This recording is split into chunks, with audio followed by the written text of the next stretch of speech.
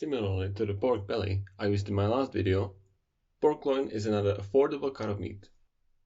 Unlike the pork belly, it doesn't have anywhere near the amount of fat. That's a call to action for anybody in the kitchen because fat equals flavor.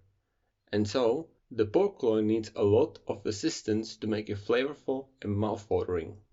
That being said, when you choose your pork loin, be on the lookout for a nice fat cap on top of the loin. That helps the flavor a lot. The first thing I do is create the wrap for the loin. You can choose to put in whatever you think would work well together.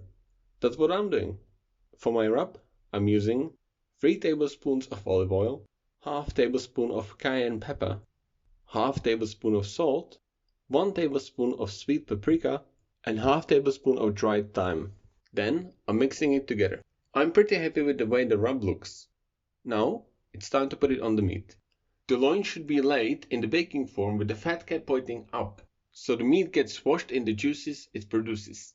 For that reason, I'm turning the meat around and applying a generous amount on the bottom first. Then, I'm turning it around again and brushing the rest of the meat. I have just enough to put some on the surface. In the future, I'll be making more to give the meat that generous coating it deserves. And if you have it, I sincerely recommend using a thermometer probe. This needs to be inserted in the center of the meat. It's highly beneficial because you'll know exactly when your pork reaches the desired temperature. And that's it for the preparations.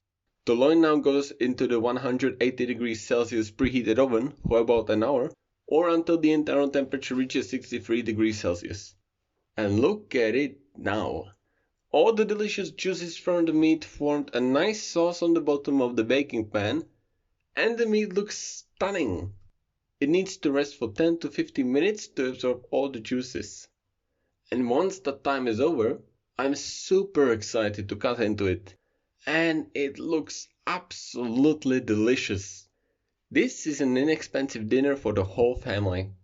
You can pair it together with some mashed potatoes or vegetable medley and top it with the sauce you created. This recipe is ridiculously easy.